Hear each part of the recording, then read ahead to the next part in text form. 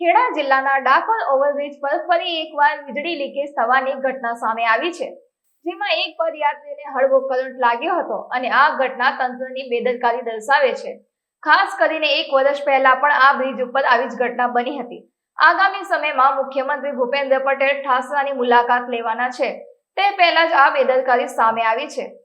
આ મામલે માર્ગ અને મકાન વિભાગના ઇલેક્ટ્રિક ડિપાર્ટમેન્ટના અધિકારીનો સંપર્ક કરવાનો પ્રયાસ કરવા છતાં તેમણે ફોન ન ઉપાડતા તેમની સામે કાર્યવાહી કરવાની માંગ ઉઠી છે।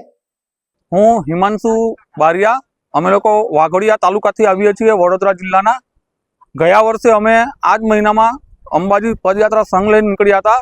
એ વખતે અમારા એક પદયાત્રીને જબરજસ્ત કરંટ લાગ્યો હતો અને એને 1 દિવસ માટે અમારે ડાકોરની હોસ્પિટલમાં એડમિટ કરવા પડ્યા હતા અને બીજા દિવસે સ્વસ્થ થયા બાદ અમે અમારો સંઘ આગળ લઈ ગયા અને અંબાજી પહોંચ્યા હતા।